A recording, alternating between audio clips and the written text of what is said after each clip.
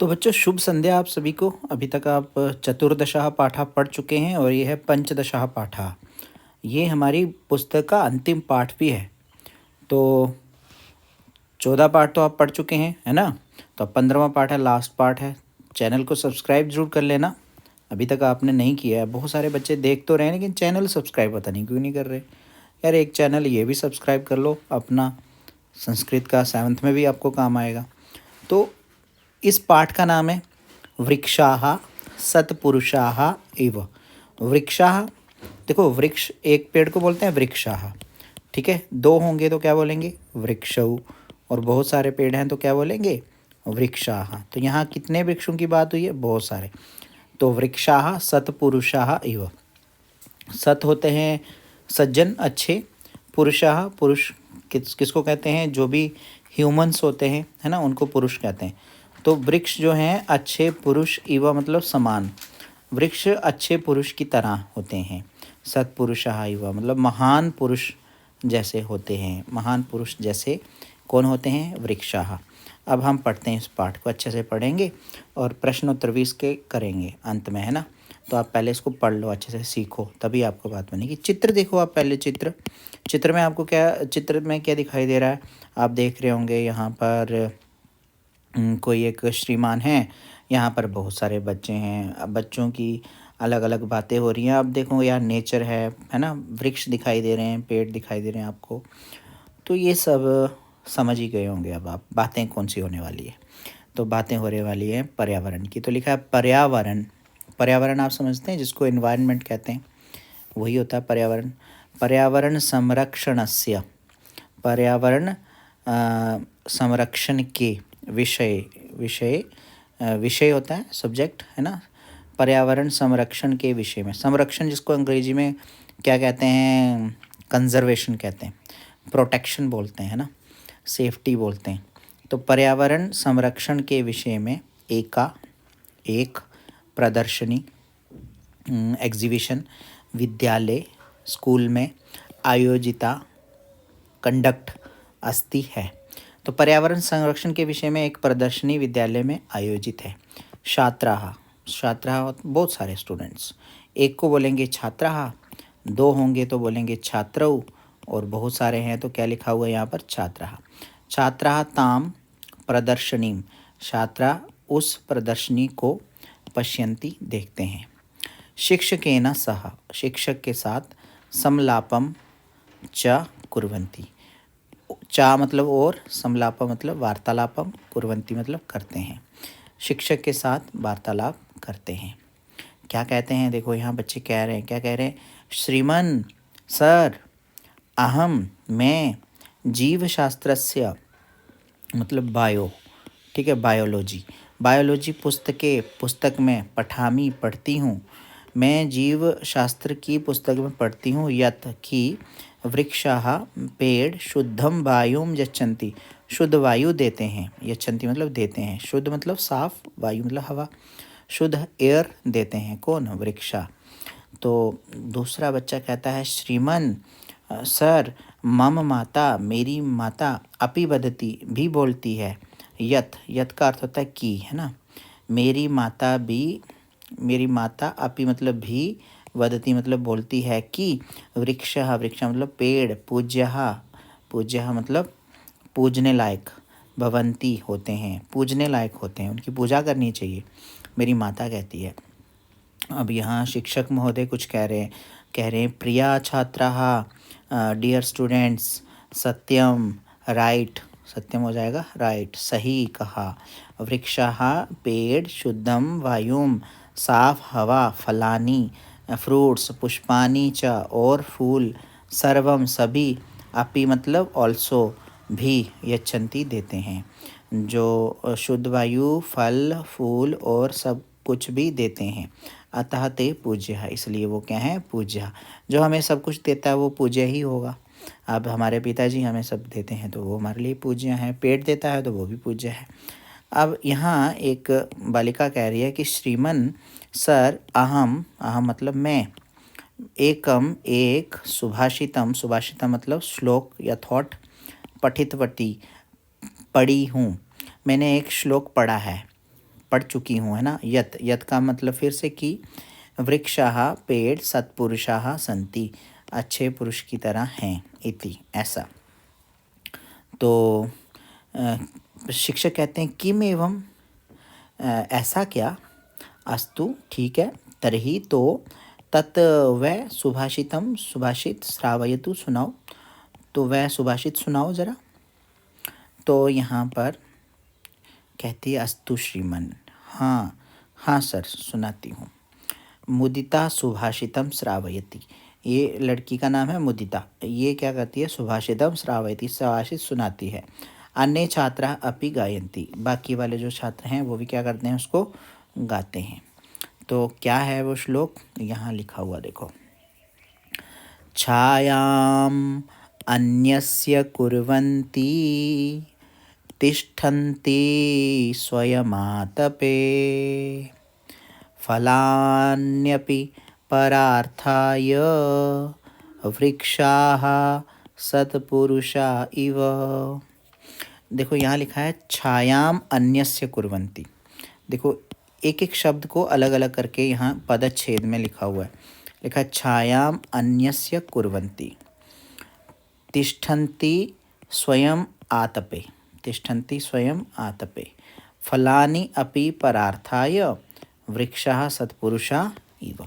ये इस तरह से एक एक शब्द अलग अलग करके लिखा है। देखो ये जो छायाम अन्यस्य है ना, इससे बन जाता है ये छायाम अन्यस्य। कुर्वन्ति को कुर्वन्ति लिखा है, तिष्ठन्ति और स्वयं आतपे, देखो ये एक जगह पे लिख दिया, स्वयं आतपे, स्वयं और आतपे। फलानि अपि, फलानि अपि से क्या बन गया, फलान्यपि, परार्थाय वृक्षा सत्पुरुषा इव। अब इसका अगर अर्थ जानना है तो हमें इसका अर्थ को कहते हैं अन्वय, है ना। देखो पहले अन्वय ही लिखा जाता है, श्लोक से पहले अन्वय लिखा जाता है, फिर उसके बाद उसको राइमिंग वर्ड बनाने के लिए श्लोक लिख दिया जाता है, ठीक है। इसका अर्थ यहाँ अन्वय में कुछ इस तरह से हम पता कर सकते हैं। जैसे लिखा है वृक्षा, वृक्ष मतलब पेड़, स्वयं मतलब खुद, आतपे तिष्ठन्ति गर्मी में रहते हैं, स्वयं वृक्ष जो है वो किस में रहते हैं, गर्मी में रहते हैं, तप बोलते हैं ना गर्मी को, तप से बनता आतपे। किंतु लेकिन, अन्यस्य अन्यों को, अन्य के लिए, छायाम कुर्वन्ति छाया करते हैं, अन्य को छाया करते हैं, जो दूसरे हैं उनको क्या करते हैं, छाया करते हैं। फलानि अपि परार्थाय, जो फल हैं वो भी, फ्रूट आल्सो, परार्थाय मतलब अदर्स के लिए, फ्रूट भी अदर्स के लिए, यच्छन्ति मतलब देते हैं, अतः मतलब इसलिए, वृक्षः पेड़, सत्पुरुषः इव संति, वृक्ष जो हैं सत्पुरुष जैसे हैं। इसका भावार्थ संस्कृत में ही लिखा हुआ है यहाँ, इसको हिंदी में भी हम कह सकते हैं कि वृक्षाः स्वयं सूर्यस्य आतपे तिष्ठन्ति, वृक्ष स्वयं सूर्य की गर्मी में रुके रहते हैं। किंतु अन्येषां प्राणिनां कृते, अन्य प्राणियों के लिए, छायाम कुर्वन्ति छाया करते हैं। फलानि अपि स्वयं न खादन्ति, फल भी स्वयं नहीं खाते हैं। अपितु अन्येभ्यः ऑल्सो फॉर अदर्स एव यच्छन्ति ही देते हैं। अतः ते इसलिए वे सब सत्पुरुषाः इव संति, सत्पुरुष जैसे ही हैं। अतः ये सज्जनाः भवन्ति, यतः, यतः का अर्थ हो गया बिकॉज, है ना, बिकॉज ये सज्जनाः भवन्ति जो सज्जन होते हैं, ते स्वयं कष्टानि वे खुद कष्ट सहित्वा सहन करके, अपि सहन करके भी, अन्येषां हितं कुर्वन्ति दूसरों का हित करते हैं, ठीक है। ये आ गया इस श्लोक का अर्थ। अब है हमारे पास दूसरा श्लोक, लिखा है दशकूप समावापि, दशवापि समो हृदः, दशहृद समः पुत्रः, दशपुत्र समो द्रुमः। कितनी प्यारी बात लिखी हुई है, ये श्लोक है पूरा, है ना। इसको हमने पढ़ लिया, इसको आपने ऐसे ही पढ़ना है। दशकूप समावापि, दशवापि समो हृदः, दशहृद समः पुत्रः, दशपुत्र समो द्रुमः। अब एक एक शब्द लिखा देखो, जैसे दशकूप समा वापि, दशवापि समा हृदः, दशहृद समः पुत्रः, दशपुत्र समः द्रुमः। अब इसका अन्वय कुछ इस तरह से करेंगे हम। अन्वय मतलब अर्थ, सीधा सीधा अर्थ। क्या लिखा है? दश कूप समावापी, है ना। कूप कहते हैं बच्चों कुएं को। लिखा है 10 कुओं के समान वापी अस्ति है। वापी क्या होती है? बावली को बोलते हैं वापी। एक कुआं होता है, एक बावली होती है। पहाड़ी इलाकों में होती है बावली, इस तरह से बनी होती है। इसमें पानी होता है, लोग सीढ़ियाँ डल के नीचे जाते हैं, पानी पीते हैं वहाँ से। वैसे ही लिखा है 10 वापी समा ह्रदा, 10 बावलियों के समान ह्रदा होता है। ह्रदा किसको बोलते हैं? सरोवरहा, या तालाब को भी हम बोल सकते हैं, तड़ागा। तो क्या होता है? तालाब जो है वो 10 बावलियों के समान हो कहलाता है। 10 ह्रद समः पुत्र, और 10 तालाब के समान पुत्र है। 10 तालाब हों और एक पुत्र है, उनकी एक जितनी वैल्यू है, जितनी 10 तालाबों की वैल्यू है उतनी एक पुत्र की वैल्यू है। 10 ह्रद समः पुत्र। और 10 पुत्र समाद्रुमा, और 10 पुत्रों, अगर जो 10 पुत्रों का हमें लाभ होता है वो एक ध्रुमा से होता है। ध्रुमा होता है पेड़। ध्रुमा क्या होता है? पेड़। 10 पुत्र के समान एक पेड़ होता है। अब फिर से बताता हूँ। 10 कुओं के समान एक बावली होती है, 10 बावलियों के समान एक तालाब होता है, और 10 तालाबों के समान एक पुत्र होता है, और 10 पुत्रों के समान एक वृक्ष होता है। मतलब वृक्ष पुत्रों से भी बड़ा होता है। एक वृक्ष, कितना वृक्ष? एक। 10 पुत्र इज इक्वल टू 1 ट्री। अब भावार्थ ये लिखा हुआ है बच्चों। भावार्थ संस्कृत में लिखा है कि 10 कूपे ही समाना एका वापी भवती, 10 कूपों के समान एक बावली होती है। एवं एव, ऐसे ही 10 वापी समानः, 10 वापी के समान एका ह्रदः भवति, एक तालाब होता है। 10 ह्रदै समानः, 10 तालाबों के समान एकः पुत्री पुत्रः भवति, एक पुत्री अथवा एक पुत्र होता है। तथैव, वैसे ही 10 संतानै सम, 10 संतानों के समान एकः वृक्षः मूल्यवान भवति, एक पेड़ मूल्यवान होता है। अर्थात एकः वृक्षः, इसलिए एक पेड़ सर्वाधिकः उपकारकः भवति, एक पेड़ सभी के ऊपर बहुत सारा भला करने वाला होता है। अतः सर्वे वृक्षारोपणम कुर्वन्तु, इसलिए सभी वृक्षारोपण करो। ये हमारा श्लोक था दूसरा। ऐसे ही है हमारे पास एक और श्लोक, चलिए इसको पढ़ते हैं। अहो एषां वरम जन्म सर्वप्राण्युपजीवनम्, अहो एषां वरम जन्म सर्वप्राण्युपजीवनं, सुजनस्येव येषां वै विमुखा यान्ति नार्थिनः, विमुखा यान्ति नार्थिनः। इस तरह से ये मैंने श्लोक लिख लिया। तो चैनल सब्सक्राइब ज़रूर कर लीजिएगा, और संस्कृत सीखने के लिए आपके लिए बहुत इम्पोर्टेंट चैनल है। बाद है इसका पदच्छेद। देखो लिखा अहो, अहो इसको कहते हैं अरे, ओ वाला हो। यहाँ ना एक्सक्लेमेटरी साइन लगा हुआ। अहो एशाम वरम जन्म, वरम हो गया श्रेष्ठ, इनका, एशाम हो गया इनका, श्रेष्ठ जन्म, इनका जो जन्म है वो क्या है? श्रेष्ठ है। इनका जन्म कैसा है? श्रेष्ठ है। सर्व प्राणी, सब, सर्व मतलब सभी, प्राणी हो गया जीव जंतु सब, है ना, ऑल लिविंग थिंग, सर्व प्राणी। उपजीवनम, है ना, उपजीवनम,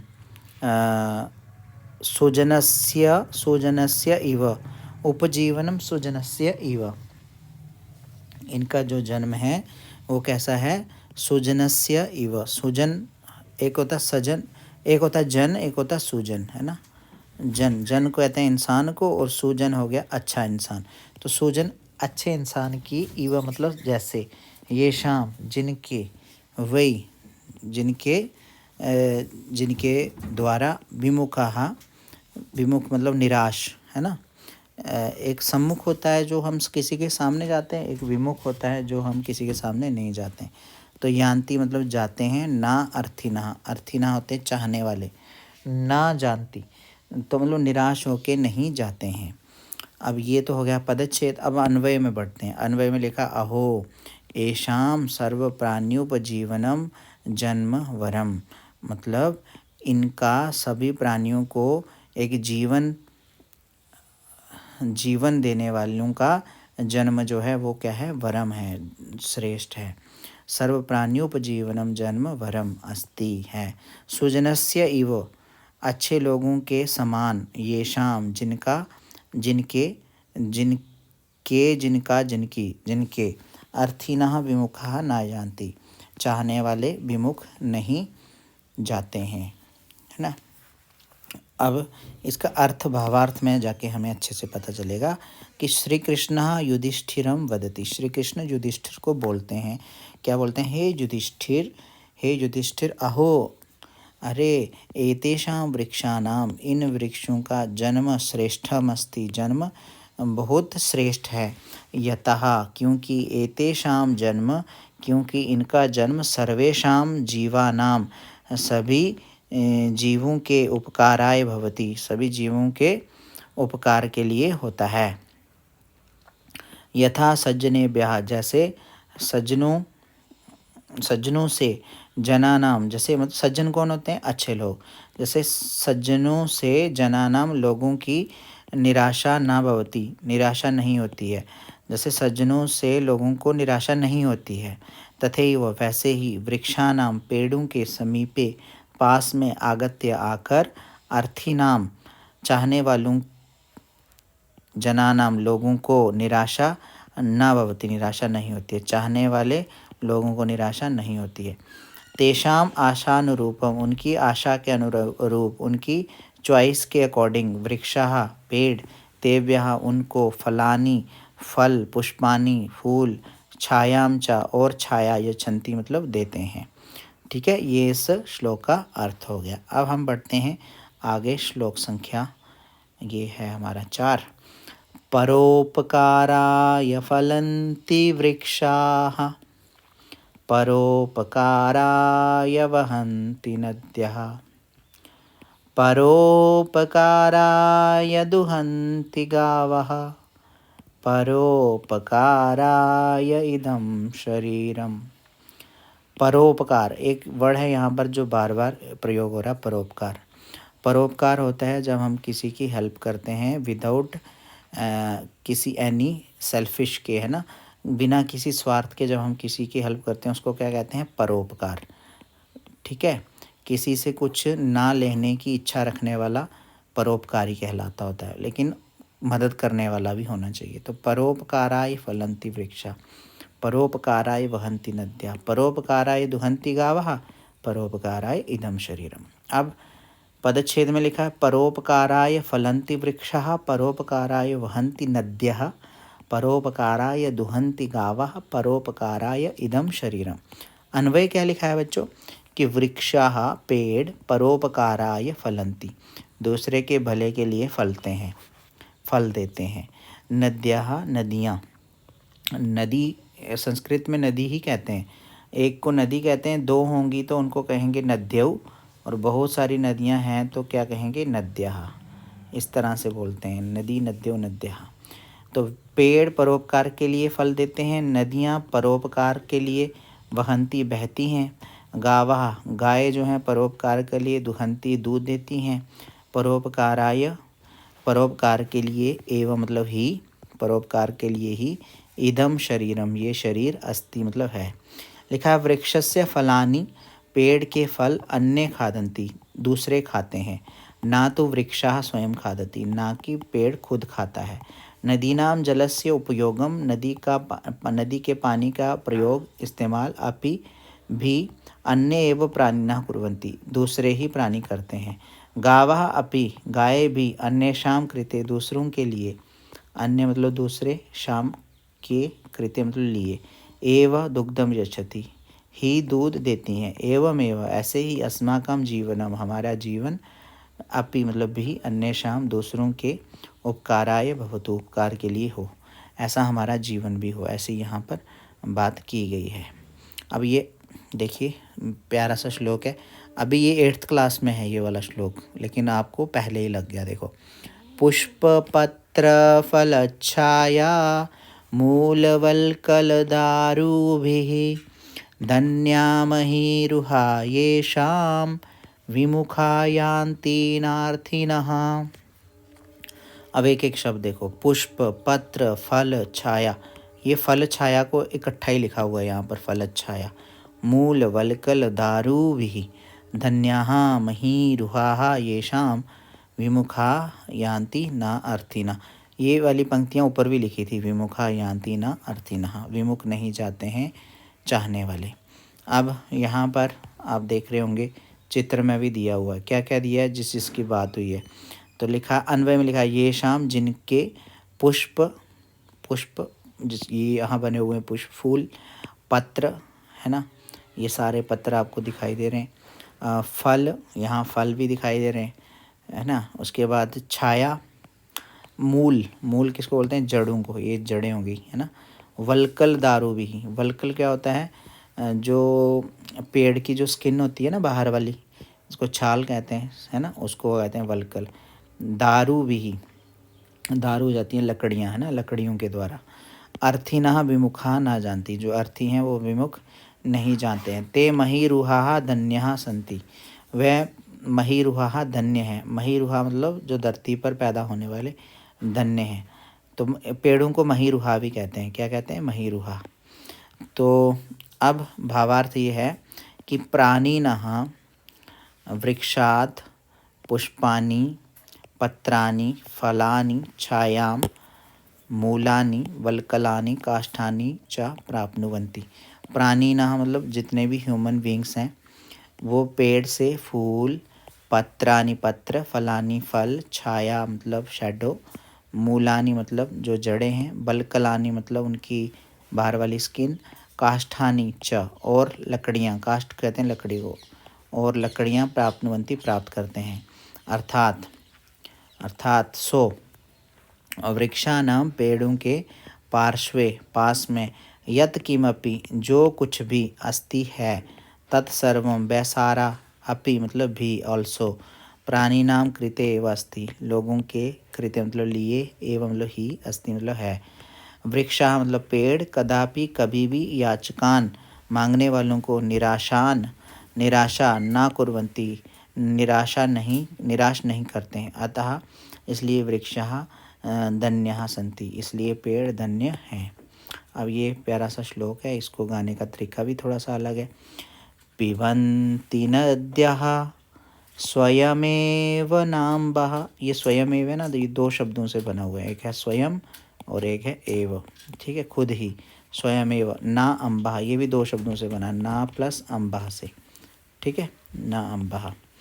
स्वयं न खादन्ति फलानि वृक्षाः नादन्ति सस्यं खलु वारिवाः परोपकाराय सतां विभूतयः।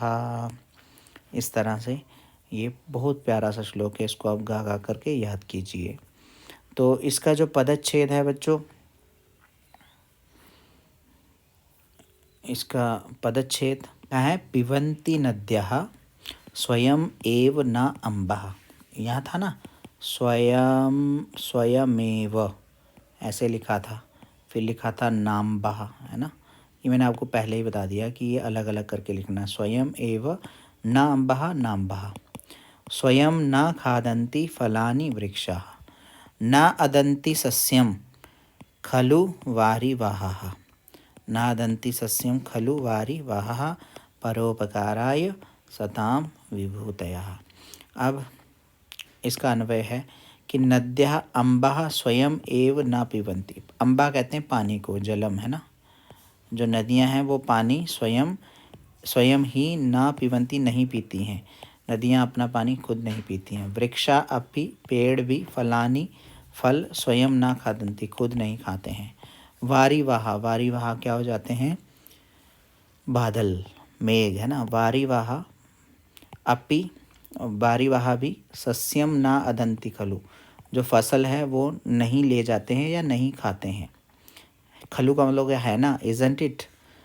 वारिवाह भी सस्यम ना अदंति खलु, यतः क्योंकि, सताम विभूतयः जो सज्जन लोग होते हैं, जो विभूतियाँ होती हैं, परोपकाराय भवन्ति दूसरों के लिए होती हैं, ठीक है। जो विभूतियाँ, जो सज्जन लोगों की जो विभूतियाँ होती हैं, विभूतियाँ क्या होती हैं? विभूतियाँ होती हैं बहुत सारी अच्छी अच्छी सामग्रियाँ, उनको क्या कहते हैं? विभूतियाँ। सज्जन लोगों की जो समृद्धियाँ हैं, है ना, जो भी खजाने हैं वो परोपकार के लिए ही होते हैं। सज्जन लोगों की खजाने परोपकार के लिए ही होते हैं। विभूतियाँ, है ना, परोपकार के लिए होती हैं। लिखा है नद्याः स्वयं जलम स्वयं न पिबन्ति। नदियाँ अपना जल स्वयं न पिबन्ति, अपितु हालांकि अन्येषां दूसरों के उपयोगाय यच्छन्ति, दूसरों के उपयोग के लिए दे देती हैं। एवमेव ऐसे ही वृक्षाः अपि, पेड़ भी, फलानि फल स्वयं न खादन्ति, खुद नहीं खाते हैं। वैसे ही लिखा है मेघः बादल अपि भी जलम वर्षन्ति, मेघ भी पानी बरसाते हैं, किंतु लेकिन वृष्टिया बादल से उत्पन्नम पैदा हुए सस्यम फसल स्वयं न खादन्ति, खुद नहीं खाते हैं। अनेन प्रकारेण, इस प्रकार से, देयरफॉर सज्जनानाम, सज्जनों की संपदा, संपदा क्या हो गई? खजाने, प्रॉस्पेरिटीज, अपि संपदा भी परोपकाराय भवन्ति, परोपकार के लिए होती है। जो सज्जनों के पास जो भी होता है वो परोपकार के लिए ही होता है, इसका मतलब ये है। अब बढ़ते हैं बच्चों, यहाँ आप देखेंगे वयम शब्दार्थान जानीमः, हम शब्दार्थों को जानते हैं। यहाँ पर आपके लिए शब्द लिखा है आतपे, इसका संस्कृत में अर्थ है सूर्यातपे, हिंदी में है धूप में, इंग्लिश में है इन द सनलाइट। अपनी मातृभाषा में आपने लिखना है यहाँ पर, यहाँ आप अपनी मातृभाषा में लिखें। वैसे परार्था या अन्येषां उपकाराय, दूसरों के उपकार के लिए, for the sake of others, अपनी मातृभाषा में लिखिए। अब ये तो सब लिखा है आपके सामने, तो इसको आपको मातृभाषा में लिखना है, ईजी है आपके लिए। मुझे पता नहीं है आपकी मातृभाषा क्या है, कमेंट बॉक्स में आप लिखिए, हो सकता है मेरी और आपकी मातृभाषा मिलती हो। कमेंट करके बताओ किस स्कूल से आप देख रहे हो वीडियो, ये भी ज़रूर बताना, ठीक है? फिर मैं आपके सर से भी बात करूँगा।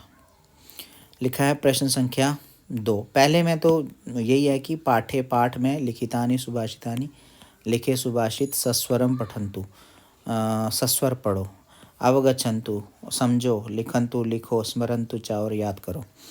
अब दूसरे में है पाठस्य आधारेण, पाठ के आधार से, अधोलिखितानां, नीचे लिखे हुए, प्रश्नानाम उत्तरानि, प्रश्नों के उत्तर, एक पदेन लिखतु, एक पद से लिखो। जैसे लिखा है वृक्षाः स्वयं कुत्र तिष्ठन्ति, पेड़ स्वयं कुत्र तिष्ठन्ति, पेड़ स्वयं कहाँ रहते हैं, तो कहाँ रहते हैं? आतपे, ठीक है, गर्मी में रहते हैं, आतपे लिखना आपने। वैसे लिखा है खा परोपकाराय का वहन्ति, परोपकार के लिए कौन है जो वो बहती हैं, तो परोपकाराय नद्याः वहन्ति, क्या लिखना है? नद्याः। दश वापी समाः का भवति, 10 बावलियों के समान कौन होता है? हैं? दश वापी समाः पुत्रः, ठीक है, 10 वापी समाः पुत्रः नहीं, 10 बावलियों के समान हरदः होता है, हरदः तालाब, है ना, तो आप खुद भी देख लेना एक बार, हरदः। ऐसे लिखा सत्पुरुषा इव के सन्ति, सत्पुरुषों के समान कौन होते हैं, तो वृक्षाः सत्पुरुषा इव भवन्ति। इसलिए अर्थिना केव्या विमुखा न यान्ति, अर्थिना जो है वो केव्या मतलब किससे विमुख नहीं जाते हैं, तो उत्तर आ जाएगा इसका वृक्षेभ्यः। आप देख रहे होंगे जो क्वेश्चन पूछने वाला जो शब्द है ना, उसके अनुसार ही उत्तर होता है। जैसे कुत्र है तो इसके लिए आतपे हो गया, का है तो इसके लिए नद्या हो गया, कहा है तो इसके लिए हृदय हो गया, और के है तो इसके लिए वृक्षा हो गया। तो वैसे लिखा है वृक्षा स्वयं कानी ना खादंती, तो कानी है तो यहाँ हो जाएगा फलानी, ठीक है, क्या हो जाएगा? वृक्ष स्वयं क्या नहीं खाते हैं? फल नहीं खाते। अब है हमारे पास बच्चों प्रश्न संख्या 3, जिसमें लिखा है पाठस्य आधारेण, पाठ के आधार से नीचे लिखे प्रश्नों के उत्तर पूर्ण वाक्य से लिखो, फुल सेंटेंस में आपने आंसर देने। लिखा है नद्याः किम न पिबन्ति, नदियाँ क्या नहीं पीती हैं, तो नद्याः किम की जगह पे आपने लिख देना है, क्योंकि यहाँ पर वारी लिखा हुआ पानी के लिए, तो आप वारी लिख सकते हैं। नद्याः वारी ना पिबन्ति, पानी नहीं पीती है, तो आप जल भी लिख सकते हैं, जलम ना पिबन्ति, है ना। बाकी ये क्वेश्चन मार्क हटा देना है जब उत्तर लिखना है। ऐसे लिखा है वृक्षा अस्मभ्यम किम किम यच्छन्ति, पेड़ हम लोगों को क्या क्या देते हैं। तो किम किम की जगह पे आपने लिख देना है वृक्षा अस्मभ्यम किम किम यच्छन्ति। तो पुष्प यच्छन्ति है ना, फूलम फूल देते हैं, पुष्प पत्रम यच्छन्ति है ना, पुष्प पत्र फलम यच्छन्ति है ना। फिर उसके बाद पुष्पपत्र फल छाया छाया यच्छन्ति। फिर उसके बाद मूलम यच्छन्ति मूलम मूलम। फिर वल्कम यच्छन्ति वल्कलम मूलम वल्कलम। फिर दारू भी दारू दारू कहते हैं लकड़ियों को, दारू दारू कह हम दारू भी नहीं लिखेंगे, हम सिर्फ लिखेंगे दारू।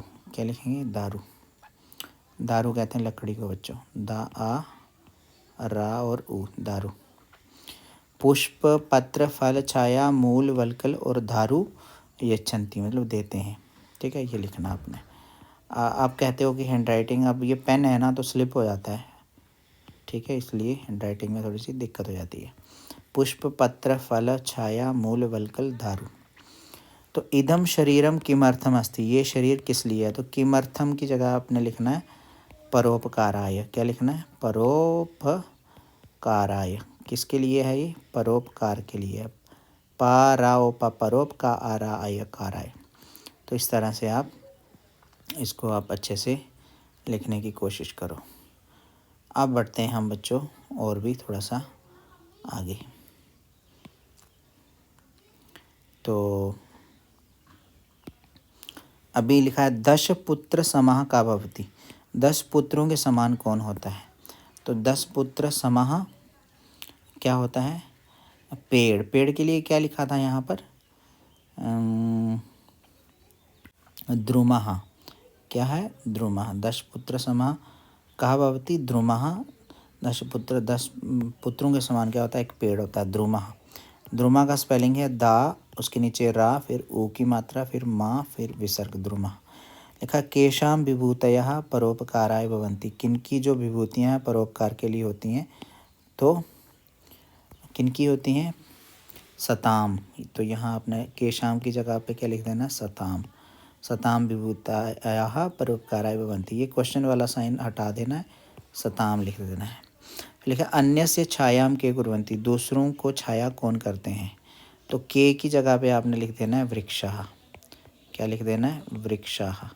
अन्य से छायाम वृक्षः कुर्वन्ति, ये उत्तर हो गया हमारा। अब बढ़ते हैं हम प्रश्न संख्या 4 में। लिखा है पट्टिकातः, पट्टिका से उचितानि पदानि चित्वा, सही वाले शब्द चुन करके रिक्त स्थानानि पूरयन्तु, रिक्त स्थान पूरे करो। तो ये सारे श्लोकों में हमने पढ़ा हुआ है, बस आपको वहाँ से उठा के यहाँ पर भरने होते हैं। जैसे लिखा है छायाम अन्यस्य कुर्वन्ति तिष्ठन्ति स्वयं आतपे, मतलब ये तिष्ठन्ति तो यहाँ प्रयोग हो गया, ये देखो। ऐसे लिखा है फलान्यपि परार्थाय डैश सत्पुरुषा इव, तो यहाँ क्या हो जाएगा वृक्षाः, ये तो हमारे पाठ का ही नाम है, वृक्षा सत्पुरुषा इव। वैसे लिखा है 10 हृद समः पुत्रः, ठीक है, और 10 पुत्रः, यहाँ क्या आ जाएगा 10 पुत्रः, 10 पुत्रः समो द्रुमः, ठीक है। ऐसे लिखा है डैश येषाम विमुखम यान्ति नार्थिनः, इसमें क्या आएगा, लिख देना है सुजनस्यैव, सुजनस्यैव, सुजनस्यैव येषाम, यहाँ आ जाएगा हमारा परोपकाराय। क्या आ जाएगा, परोपकाराय।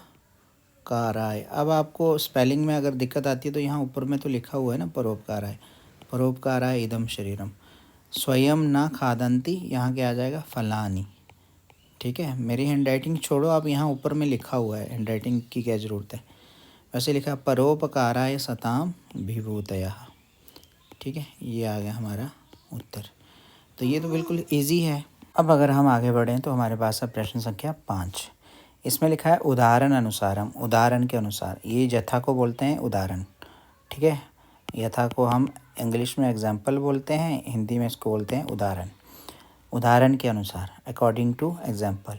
अधोलिखितेषु, नीचे लिखे हुए वाक्यों में स्थूल अक्षर पदानाम, स्थूल अक्षर ही हो गया, स्थूल होता मोटे, मोटे अक्षर शब्दों के विभक्ति निर्देशन्तु, विभक्ति बताओ। जैसे यहाँ छायाम की विभक्ति बता दी है, द्वितीय विभक्ति, ठीक है। पेड़ दूसरों के लिए छाया करते हैं। वैसे लिखा है वृक्षा परार्थाय फलानि यच्छन्ति, पेड़ दूसरों के लिए फल देते हैं। ठीक है, तो यहाँ पर बच्चों विभक्ति है प्रथमा। कौन सी है? प्रथमा। फलानी में कौन सी विभक्ति है? प्रथमा। और सेम टू सेम द्वितीय में भी लिखा जाता है, ठीक, लेकिन उसका अर्थ थोड़ा सा बदल जाता है, इसलिए यहाँ प्रथमा लिखेंगे। ऐसे लिखा है वृक्षा सत्पुरुषा इव संति, पेड़ अच्छे लोगों की तरह ही होते हैं। सत्पुरुषा, तो यहाँ भी हो गई प्रथमा विभक्ति बहुवचन। यहाँ पर भी कौन सी विभक्ति, क्योंकि विभक्ति पूछी है तो हमें सिर्फ विभक्ति लिखनी है, तो प्रथमा है। वैसे लिखा है द्रुमा 10 संतान समः भवति, पेड़ 10 संतान के समान होते हैं। तो यहाँ है, ये भी कौन सी विभक्ति है? ये भी है प्रथमा। ठीक है, लिखा है वृक्षः प्राणिभ्यः काष्ठानि यच्छन्ति, पेड़ जो हैं वो लोगों को लकड़ियाँ देते हैं। तो लोगों को यहाँ प्राणिभ्यः लिखा है, तो यहाँ पर है चतुर्थी विभक्ति। कौन सी विभक्ति है? चतुर्थी विभक्ति। वैसे लिखा है नद्यः जलम स्वयमेव न पिबन्ति, नदियाँ जल खुद नहीं पीती हैं। तो नदियाँ कौन सी हो गई विभक्ति? प्रथमा विभक्ति हो गई। कौन सी विभक्ति है ये? प्रथमा। सज्जनानां संगतिं करोतु, सज्जनों की संगति करो। ठीक है, संगति को करो, है ना, सज्जनों की संगति को करो। तो यहाँ हो जाएगी बच्चों द्वितीय विभक्ति। कौन सी विभक्ति हो जाएगी? द्वितीय। कौन सी है? द्वितीय। अब अगर आप इसके वचन भी लिखना चाहते हो तो वो लिख सकते हो। प्रथमा विभक्ति बहुवचनम, फिर उसके बाद आ गई प्रथमा विभक्ति बहुवचनम, है ना, फिर सेम टू सेम प्रथमा विभक्ति एक वचनम, फिर चतुर्थी विभक्ति बहुवचनम, फिर नद्यः प्रथमा विभक्ति बहुवचनम, फिर हमारे पास आ गया द्वितीय विभक्ति एक वचनम। वचनम पूछा नहीं है, अगर आप बताना चाहते तो बता सकते हैं। अब है हमारे पास प्रश्न संख्या 6। लिखा है नीचे लिखे अधोलिखितानां पदानां शब्दों की द्विवचन में बहुवचने च और बहुवचन में रूपानी लिखन्तु, रूप लिखो। लिखा है वृक्षः वृक्षो वृक्षः, तो वैसे ही क्या होगा? मेघः मेघौ, और यहाँ क्या हो जाएगा? मेघः मेघः हो जाएगा। ठीक है, पेन जो है वो थोड़ा सा चेंज कर लेते हैं हम। आओ थोड़ा रेड पेन पे चले जाते हैं। लो, हरदः हरदः क्या हो जाएगा? हरदौ। बहुवचन में क्या हो जाएगा? हरदः। अब ये हा है ना, हा, ऐसे हा लिखो, फिर उसके बीच में ऐसे रा दे दो, हरा हो जाएगा। वैसे सत्पुरुषा है तो यहाँ हो जाएगा सत्पुरुषौ, सत्पुरुषौ, और यहाँ क्या हो जाएगा? सत्पुरुषाः, ऐसे हो गया। वैसे ही लिखा है छाया, तो द्विवचन में हो जाएगा बच्चों इसका छाये, और बहुवचन में हो जाएगा छायाः। थोड़ा सा बदल गया। अब यहाँ लिखा है वापी, तो यहाँ द्विवचन में हो जाएगा वाप्यौ, और बहुवचन में क्या हो जाएगा? वाप्याः। ठीक, वैसे नदी है, द्विवचन में हो जाएगा नद्यौ, बहुवचन में हो जाएगा नद्यः।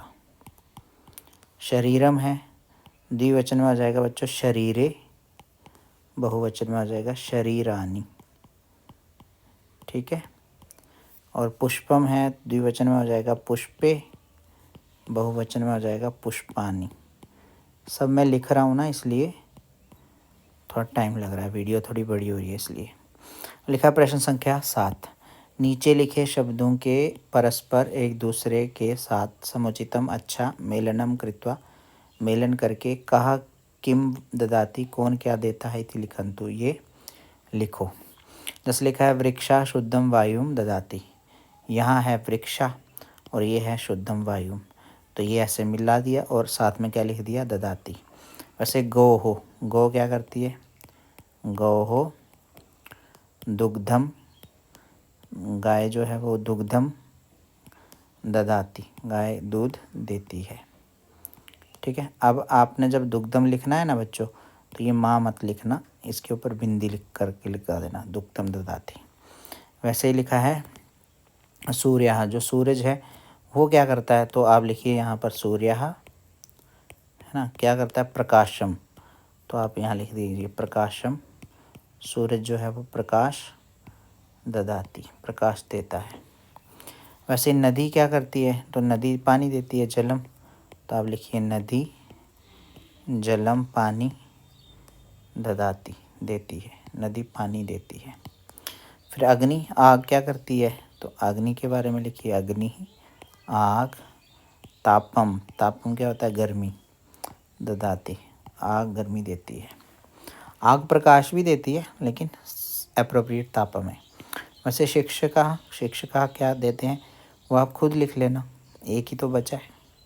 अब ऐसे लिखा है अधोलिखितानाम, नीचे लिखे क्रियापदानाम, क्रिया शब्दों के लट लकारे, लट लकार में प्रथम पुरुषस्य रूपानि लिखन्तु, प्रथम पुरुष के रूप लिखो।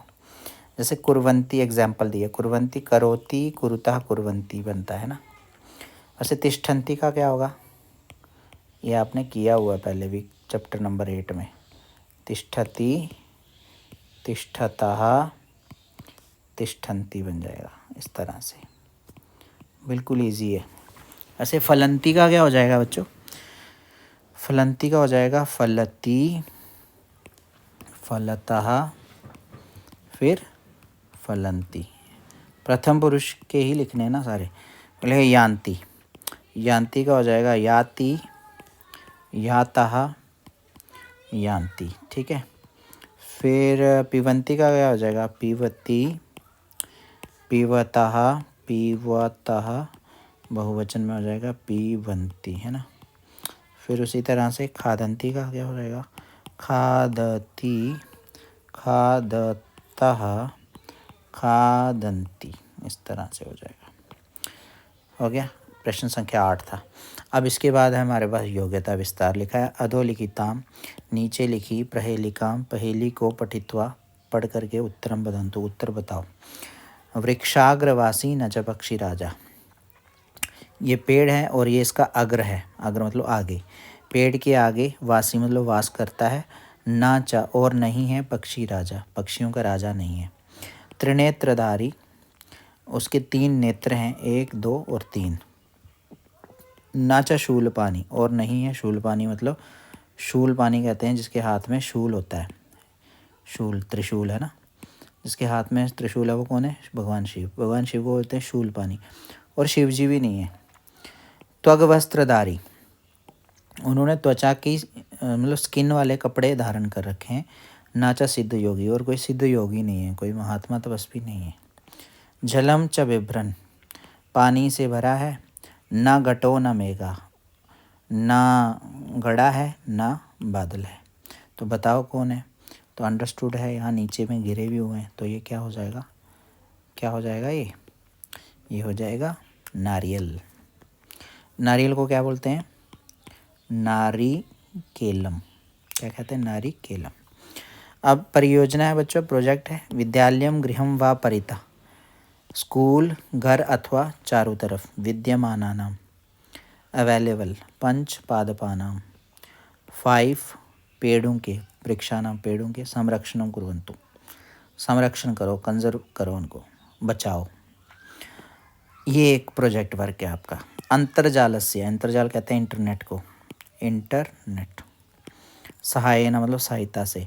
परोपकार विषय, परोपकार के विषय में। 10 सुभाषिता नाम, 10 श्लोकों का संग्रहणम कुर्वन्तु, संग्रह करो, उनको इकट्ठा करो। तो ये थी हमारी पूरी बुक, हमने पढ़ ली है। इसके बाद कुछ आ ही नहीं रहा, तो ये 164 नंबर पेज पे आके ख़त्म हो जाती है। चैनल सब्सक्राइब जरूर करना। कमेंट बॉक्स में एक बार अपना परिचय ज़रूर दे देना, ताकि मैं आपको मिस कर सकूं, आपका नाम ले सकूं। ठीक है बच्चों, अब हम मिलेंगे क्लास 7 में। ठीक है, वेलकम टू क्लास 7। दीपकम द्वितीय भागा होगा, वहाँ पर हम पढ़ेंगे। उसको पढ़ने के लिए आप तैयार हो जाओ। और क्या पढ़ना चाहते हो वो आप कमेंट बॉक्स में ज़रूर बताना। ठीक है, बाय बाय।